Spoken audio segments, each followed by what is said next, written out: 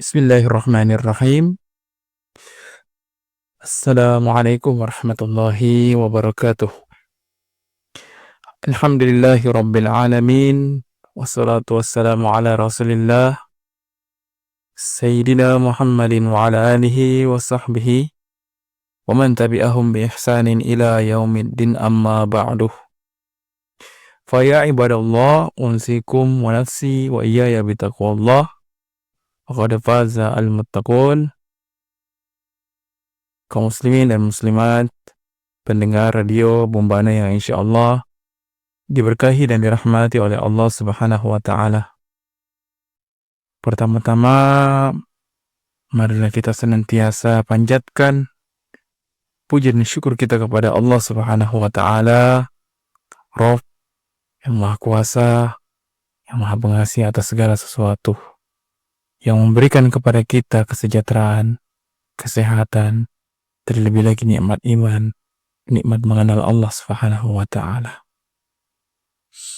Salawat serta salam semoga senantiasa tercurahkan kepada Nabiullah Muhammad sallallahu alaihi wasallam, penghulu para nabi, penutup para nabi, dan pemimpin para nabi. Sebelum Nabi Muhammad sallallahu alaihi wasallam dilahirkan ke dunia ini, sebelumnya terlebih dahulu Nabi Adam alaihi salam ketika menikah dengan Siti Hawa, disebutkan dalam satu riwayat, walaupun riwayat ini mungkin ada sebagian ulama yang menusukkan, namun tentunya kita berhusnuzan, tidak mungkin ya para ulama memalsukan sesuatu, tidak mungkin mereka menggunakan sesuatu yang tidak betul gitu. Jadi kita harus nonton saja karena ini kembali kepada ilmunya masing-masing. Bisa saja di sisi lain mungkin doib, di sisi lain sahih, palsu dan sebagainya. Itu kita kembalikan kepada para ulama. Ya, mereka tidak akan mengamalkan, yang jelas mereka tidak akan membawakan riwayat seperti ini jika memang tidak bersumber. Itu pasti ada dasarnya. Maka disebutkan dalam riwayat ini bagaimana Nabi Adam alaihissalam ketika menikah dengan Siti Hawa itu maharnya salawat kepada Nabiullah Muhammad sallallahu alaihi wasallam. Kenapa bisa seperti itu padahal Nabi Muhammad belum lahir? Karena memang Nabi Muhammad itu tercipta dari nur, dari cahaya Allah Subhanahu wa Ta'ala. Maka kita sebagai seorang hamba harus memperbanyak bersalawat kepada Nabiullah Muhammad sallallahu alaihi wasallam. Makanya Allah mengatakan, ya ayyuhalladzina amanu sallu alaihi wa sallimu taslima. Wahai orang-orang beriman, bersalawatlah kalian kepada Allah. Inna Allah wa malaikatahu yusalluna 'alan nabi. Ya ayyuhalladzina amanu sallu alaihi wa sallimu taslima. Sesungguhnya Allah dan malaikatnya bersalawat. Maka kalian juga, hai orang-orang beriman, bersalawatlah. Jemaah atau kau pendengar yang insya Allah diberkahi dan dirahmati oleh Allah Subhanahu wa Ta'ala, pada kesempatan ini ada permintaan saya disuruh untuk membahas kembali tentang bulan Muharram terkait dengan tradisi-tradisi di bulan Muharram atau kepercayaan yang beredar di masyarakat tentang bulan Muharram itu sendiri. Tentunya di sini saya bukan orang yang berilmu untuk masalah ini, tapi saya coba ingin sedikit mengupas, membahas, walaupun mungkin tidak begitu dalam karena keterbatasan ilmu yang saya miliki. Mana memang saya fakir ilmu ya. Mudah-mudahan Allah membimbing saya untuk menyampaikan. Al-Fatihah. A'udzubillahi minasyaitonirrajim. Bismillahirrahmanirrahim.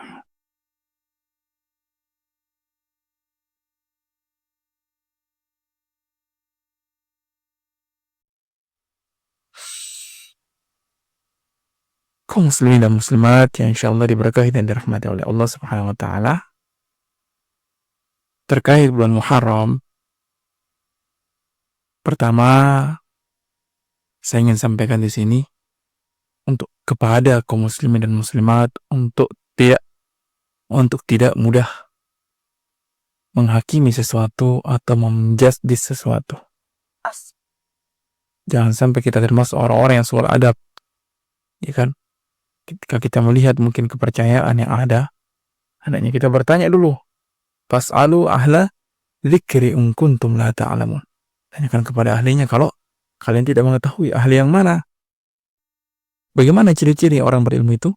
Yaitu ulama yang betul-betul ulama yang berilmu, dan ilmu itu membuat dia menjadi orang yang berakhlak baik, tidak suka mengoreksi orang lain, lebih suka memandang aib dirinya sendiri.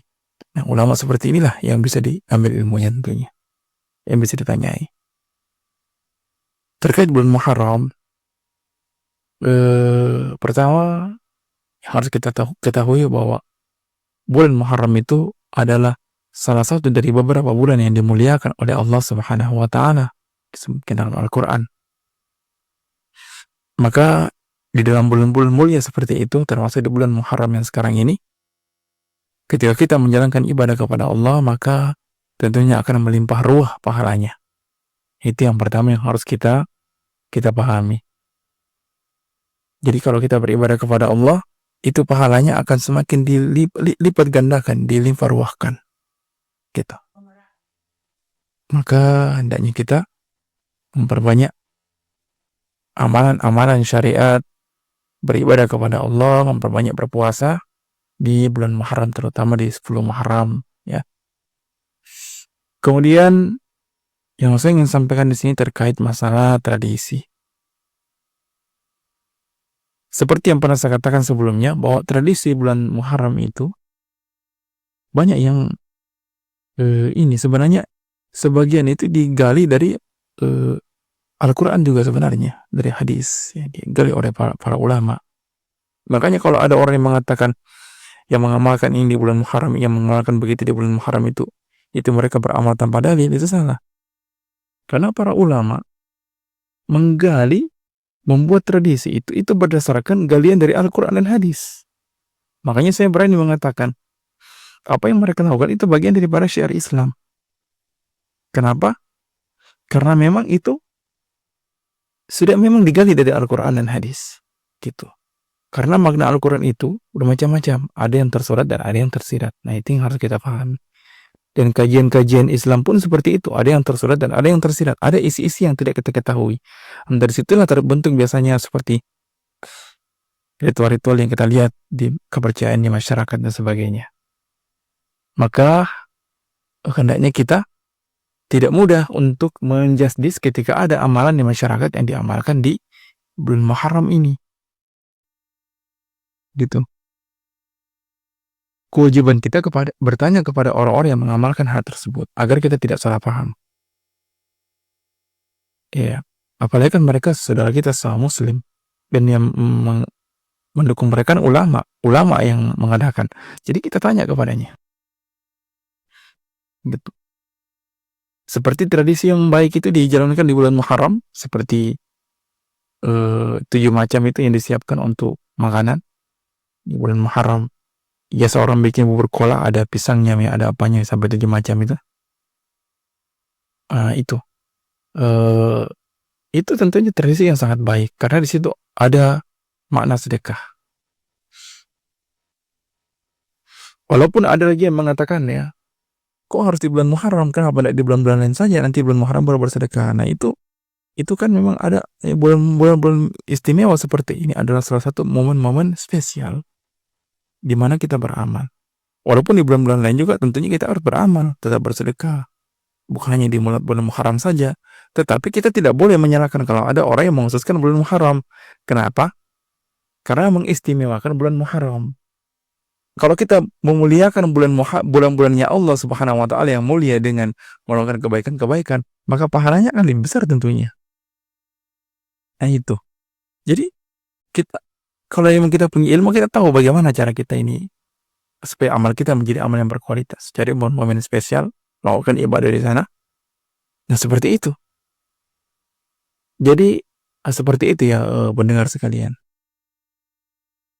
Jadi ada yang baik, seperti ada orang yang membeli ember-ember misalnya atau apa gitu untuk dipakai di rumah, perabotan-perabotan di 10 mau apa 10 Muharram. Nah itu tidak bisa kita persamakan juga. Dengan harapan nanti katanya rezekinya bertambah, sebagainya, kehidupannya membaik.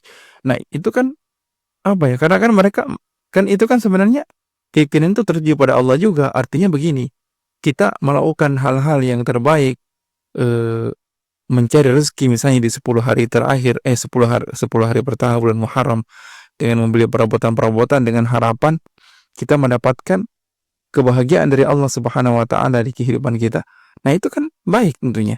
Ada doa di situ, ada sebuah harapan yang tentunya itu adalah merupakan doa sebenarnya kepada Allah Subhanahu wa taala agar kita mendapatkan berkah gitu. Karena kita melakukan satu aktivitas baik di hari tersebut, berbelanja untuk diri kita niatkan semoga dengan itu Allah memberikan kita berkah, itu bisa menjadi ibadah tentunya.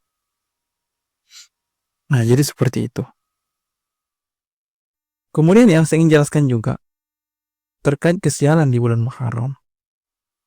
Sebenarnya ada makna-makna, saya tidak berani untuk menjelaskan mengenai kesialan di bulan Muharram ini. Bagaimana sebenarnya, yang jelas bulan Muharram itu tidak sial. Justru di bulan Muharram itu kita dianjurkan untuk melakukan kebaikan-kebaikan. Bulan Muharram itu akan menjadi sial. Bagi siapa? Bagi orang-orang yang melalaikan bulan Muharram. Bulan Muharram itu akan menjadi bulan yang panas. Bagi siapa? Bagi orang-orang yang melalaikan bulan Muharram. Dalam artian di bulan Muharram itu dia menjauhkan ibadah dari dia. Dia tidak beribadah kepada Allah, dia lalai, kesibukannya dengan senang-senang, kongko-kongko dan sebagainya. Dia sibukkan dirinya dengan hal-hal yang tidak bermanfaat. Tidak berzikir kepada Allah, tidak beribadah kepada Allah, tidak menjalankan puasa sunnah begitu. Bahkan dengan waktu pun tidak dijalankan. Nah, ini orang-orang yang merugi. Artinya dikatakan sial, dia tidak beruntung. Karena seharusnya di bulan spesial seperti ini, kita berlomba-lomba untuk mendulang pahala. Tapi nyatanya kita jauh dari itu semua. Nah, itu. Adapun mengenai mungkin kesialan di masyarakat, tidak boleh begini, tidak boleh kita terlalu banyak keluar. Maksudnya itu supaya kita memfokuskan diri untuk beribadah kepada Allah Subhanahu wa taala. Kalaupun kita harus keluar ya tentunya untuk pekerjaan. Tapi kalau tidak ada pekerjaan juga, misalnya kita lagi nganggur di rumah, kenapa tidak kita habiskan untuk baca Quran, berzikir? Itu maksudnya sebenarnya. Jadi semua itu ada isinya, enggak serta-merta itu langsung disyirikkan dan dimusyirikkan oleh sebagian saudara-saudara kita yang suka mensyirikkan. Gitu kan. Mudah-mudahan Allah berikan hidayah kepada mereka ya, melembutkan hati mereka. Adapun pernikahan di sini bermakna pernikahan itu bukan berarti nggak boleh menikah di bulan Muharram, boleh sebenarnya. Tapi ada hal yang harus kita petik dari apa yang disampaikan, ya kan? Yaitu kan di pernikahan itu kan ada pesta. Nah, semestinya begini, kata-kata tidak boleh menikah di bulan Muharram itu maksudnya itu sekedar nasihat saja. Nasihat bagi kita yang ingin mengadakan pernikahan mungkin di bulan Muharram, agar tetap kita menjaga koridor Islam. Agar ketika mungkin kita mengadakan pesta pernikahan, lalu mungkin di resepsi itu ada pesta musik dan sebagainya, tidak apa-apa, tapi kita tetap harus menjaga bagaimana supaya kita tidak lalai dari Allah Subhanahu wa taala. Karena di bulan Muharram seperti ini harus kita hidupkan zikir kepada Allah. Demi itu bisa mendulang pahala yang banyak, demi untuk bisa dekat kepada Allah. Bulan-bulan seperti ini adalah bulan-bulan di mana kita mendekatkan diri kepada Allah Subhanahu wa taala. Mau berpesta silakan. Yang penting jangan pesta itu menjadikan kita lalai. Itu isi maksudnya sebenarnya. Jadi tidak susah sebenarnya saudara-saudara. Cuma kadang-kadang kita itu, pemahaman kita terlalu cetek. Kita mudah sekali untuk menyalah-nyalahkan. Akhirnya apa? Makanya saya katakan, ilmu itu, sebagaimana yang dikatakan oleh orang-orang yang ulama, ilmu itu sebenarnya seharusnya tidak menjadikan kita menjadi sombong atau menjadi orang yang suka mengoreksi orang lain. Tapi bagaimana ilmu itu menjadikan kita mampu untuk menata diri, melihat kekurangan yang ada pada kita. Dan sekarang saya perhatikan di mana-mana baik itu di media-media sosial ataupun di YouTube. Sebagian ya, orang-orang yang mau dibilang dia ustadz muda lah, itu kan, yang muda-muda sekarang.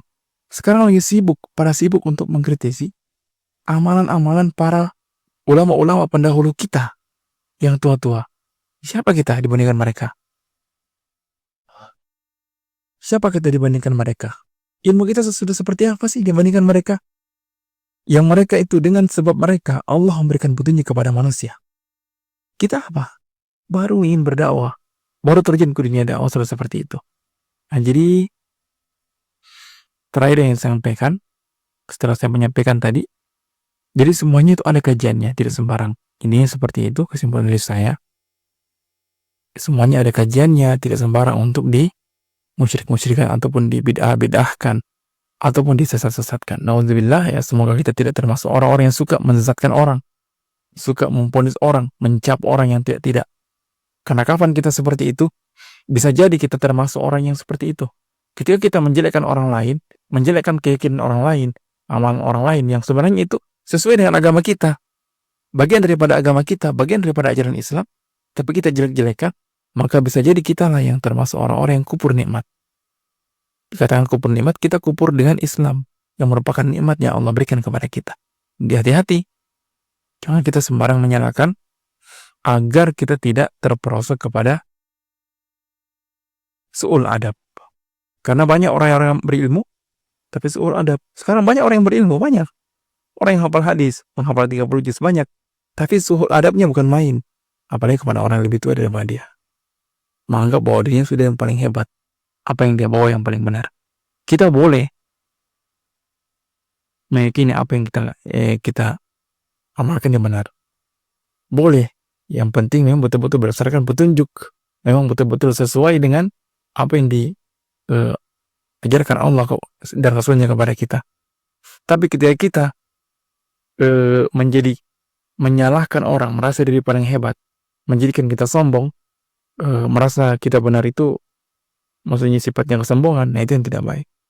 Tapi kalau diri kita merasa benar, semakin kita merasa bahwa apa yang kita bawa ini benar, semakin kita dekat kepada Allah, semakin kita baik kepada orang lain, semakin kita juga mampu untuk menanti diri kita. Nah itulah kebenaran yang sebenarnya. Jadi kalau mau cari kebenaran itu, lihat. Kalau memang kita benar, lihat mampukah kita menata diri kita. Kalau kita tidak mampu menata diri kita, hanya bisa menata amalan orang lain, kekurangan orang lain, apa yang di ilmunya orang lain misalnya, maka bisa jadi kita orang yang paling terhina, kita lah yang paling orang yang tidak baik, dan kita lah orang yang tidak berilmu, meskipun kita punya hafalan banyak. Jadi berhati-hati. Semoga apa yang sampaikannya bermanfaat, dan buat teman-teman semua di tahun baru Hijriah ini, bulan ini kita berbanyak ibadah kepada Allah Subhanahu wa taala, agar kita menjadi orang-orang yang dekat kepada Allah Subhanahu wa taala. Amin ya rabbal alamin. Sekian dari saya.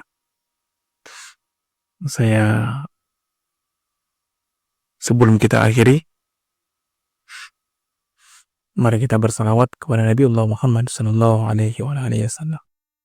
Assalatu wassalamu alaika ya Rasulullah. Assalatu wassalamu alaika ya Nabi Allah. Assalatu wassalamu alaika ya Habibullah. Assalatu wassalamu alaika ya Abaruhi, ya Sayyidi ya Rasulullah. Ya Allah, ya Rabbi, hari ini kami memohon kepadamu ya Allah. Tunjukkanlah jalan bagi kami ya Allah. Bukakanlah hati kami dan jauhkanlah kami dari sifat-sifat sombong. Jauhkanlah kami dari kemunafikan. Jauhkanlah kami dari sifat-sifat yang tidak baik. Tuntunlah kami ya Allah, agar kami menjadi orang yang sebenar-benarnya. Bukan orang yang merasa paling benar, tapi orang yang memang betul-betul berada di atas kebenaran. Ya Allah, bukakanlah ya Allah aib kami ya Allah kepada diri kami, agar kami mampu melihat kekurangan kami ya Allah. Jadikanlah kami ya Allah bisa melihat kekurangan kami, sampai kami lupa untuk melihat kekurangan saudara-saudara kami ya Allah. bila itu bisa mendekatkan kami kepadamu, berikanlah ya Allah kepada kami ya Allah. Rabbana la tuzigh qulubana ba'da idh hadaytana wa hab lana min ladunka rahmah innaka antal wahhab. Rabbana atina fid dunya hasanatan wa fil akhirati hasanatan wa qina adzabannar. Subhana rabbika rabbil izzati amma yasifun wa salamun alal mursalin walhamdulillahi rabbil alamin. Al-Fatihah. A'udzu billahi minasy syaithanir rajim. Bismillahirrahmanirrahim. Alhamdulillahi rabbil alamin. Arrahmanir rahim. Iyyaka na'budu wa iyyaka nasta'in. Ihdinas siratal mustaqim. Siratal ladzina an'amta 'alaihim. Amin. Terima kasih dari saya. Subhanakallah bihamdi. Asyhadu an la ilaha illa anta astaghfiruka wa atubu ilaik. Assalamualaikum warahmatullahi wabarakatuh.